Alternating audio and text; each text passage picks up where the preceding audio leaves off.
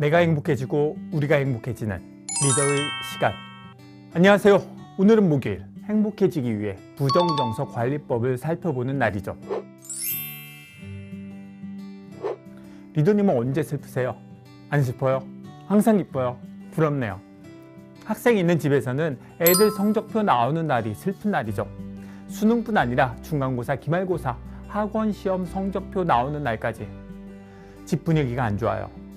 시험을 보고 가채점을 내서 대충 성적을 알고 있는데도 혹시나 하는 기대가 여지없이 무너지는 날, 확인사살하는 날. 최악인 건 가채점 결과보다 실제 점수가 오르나요? 같기만 해도 감사하죠. 일부 소심한 모범생 집에서는 그런 기적이 일어난다지만 보통 가채점보다 성적이 떨어져요. 밀려 썼다느니, 주관식 점수를 짜게 줬다느니 반복되는 레퍼토리. 기대가 크면 실망도 크다는 걸 아는데도 반복되는 슬픔. 저희 집 얘기냐고요? 아니에요. 고3인 아들 성적표를 못 본 지가 1년 반 됐어요. 혹시라도 자녀 성적표를 받고 속상한 분 계세요? 그때가 좋은 거예요. 저는 그 시절이 그리워요. 성적 갖고 지지고 볶고하는 것도 일상의 행복이더라고요. 오늘은 우리가 자주 경험하는 정서인 슬픔을 살펴볼게요. 심리학에서 슬픔은 실패와 이별 같은 외부 사건 혹은 후회와 자책 같은 내부 상태 때문에 발생해요. 슬픔은 부정정서이지만 다음과 같은 순기능도 있죠. 첫째, 정서적 정의. 사랑하는 사람의 죽음을 슬퍼하면서 실컷 울고 위로받는 과정을 통해 심리적 안정감을 회복해요. 둘째, 사회적 연결 강화. 슬퍼하는 사람을 보면 위로하게 되잖아요. 이 과정을 통해 사회적 유대감이 높아지고 조직이 단단해져요. 셋째, 내적 성찰. 실패로 인해 슬퍼하면서도 실패의 원인을 찾고 반성하면서 개선 방향을 모색하게 되죠. 중요한 건 슬픔의 순기능은 살리면서 역기능은 최소화하는 건데 대표적인 역기능은 슬픔이 우울로 가는 거죠. 저는 아이 때문에 깊은 슬픔을 경험하면서 슬픔의 순기능은 살리고 역기능은 최소화하려고 노력했지만 쉽지는 않더라고요. 슬픔을 주체할 수 없을 땐 차 안에서 많이 울었어요. 울 수 있는 곳이 거기뿐이더라고요. S대 심리학과 교수인 친구에게 상담을 받았더니 긴급 처방 3가지를 내리던데, 첫째, 운전하지 말 것. 둘째, 혼자 운전하지 말 것. 셋째, 슬픈 음악 들으며 운전하지 말 것. 참 심플하죠. 제가 슬픔을 주체할 수 없어서, 자신을 통제할 수 없어서 불미스러운 일이 생길까 걱정했나 보죠. 저희 집의 객관적인 상황이 나아진 건 없지만 시간이 지나면서 주체할 수 없던 슬픔은 잦아들고 정서적 적응은 좀 되더라고요. 누구의 위로도 진정한 위로가 되지 않지만 죽음의 수용소에서의 저자 프랭클 박사를 떠올리며 그와 하향 비교하며 스스로를 위로하죠. 우리 가족이 창살 없는 감옥에 갇힌 것 같은 슬픔을 느끼고 숨을 쉬기 힘들 때도 있지만 프랭클 박사처럼 가족을 잃은 건 아니니까.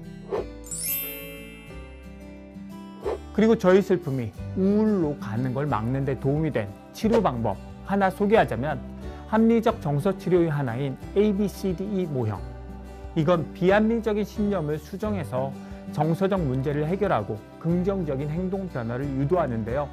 ABCD 모형에서 A는 선행 사건으로 특정 정서나 행동을 유발하는 사건, 상황, 자극. 예를 들어 직장 상사가 내 업무에 대해서 부정적인 피드백을 준 사건.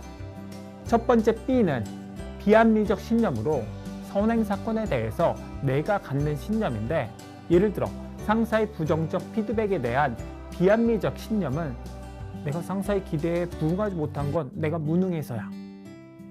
C는 B, 비합리적 신념이 미치는 부정적 결과로 비합리적 신념의 결과는 슬픔, 우울 같은 정서적 결과와 업무 의욕 상실, 출근 안 하기 같은 행동적 결과가 있죠. D는 논박으로 비합리적 신념에 대해 질문을 던지는 단계. 예를 들어 상사의 피드백은 내가 무능하다는 증거일까? 나를 개선하라는 의미 아니야? 이것 때문에 일을 안 하면 나만 손해 아니야? 두 번째 B는 합리적 신념으로 첫 번째 B, 비합리적 신념을 D, 논박을 통해 합리적 신념으로 대처하는 단계. 이 단계에서는 합리적 신념을 반복적으로 생각하고 행동에 적용하는데, 예를 들어 내 업무 능력 개선에 도움을 주려는 거야. 나는 성장할 수 있어. E는 효과로, 정서적 효과로는 슬픔이 줄어드는 것. 행동적 효과로는 회사 출근할 힘이 생기고 업무에 다시 집중할 수 있는 것. 물론 비합리적 신념으로 인한 결과, 부정적인 반응에 빠져 있을 때, 슬픔의 격정에 매몰되어 있을 땐 나는 무능한 사람이야 라는 비합리적 신념에서 벗어나기가 힘들고, 이 비합리적인 신념 때문에 더 슬프고 우울해진 악순환에 빠지죠. 이럴 때는 감정이 누그러지도록 시간적, 공간적으로 좀 멀리 떨어져서 기분 전환을 해야죠. 시간을 갖고 먼 거리에서 자신을 조망하면 악순환의 고리에서 빠져나올 힘이 생겨요. 움츠러들어서 사람을 만나기 싫어도 친구를 만나고, 상사 험담도 하다 보면 사건과 자신을 객관적으로 볼 수 있게 되죠. 행복해지기 위해 여러분과 나누고 싶은 오늘의 팁은 슬픔의 순기능은 살리면서 역기능은 최소화하기. 시간적, 공간적으로 멀리 떨어져서 기분 전환을 하는 것도 좋고, ABCDE 모형을 사용하는 것도 좋고, 상담을 받는 것도 좋아요. 각자의 슬픔에 대처하는 여러분을 응원할게요. 오늘은 행복해지기 위해 슬픔에 대처하는 법을 살펴봤는데, 내일은 문화가 있는 금요일, 영화 인생은 아름다워를 보겠습니다. 이 영화에도 제가 주인공으로 나온다는데 내일 확인해 보시죠. 오늘의 노래는 장기하와 얼굴들의 나는 별일 없이 산다. 저는 이번 주엔 별일 없었으니까 힘들었던 지난주와 비교하면 행복해요. 솔직히 조금 힘들고 슬펐지만 나는 별일 없이 산다. 내가 행복해지고 우리가 행복해지는 리더의 시간.